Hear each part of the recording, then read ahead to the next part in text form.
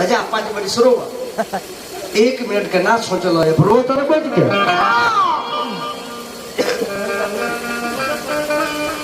read बढ़ाते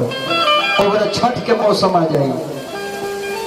है माई बहन बेटी है बाबू लोग हमारे चाचा सब इस सब कही कि गोल्डन कुमार अब क्या देर करिए क्या देर किए हो अब क्या देर किए हमारे माई बहन लोग कही रो वैसे वो थी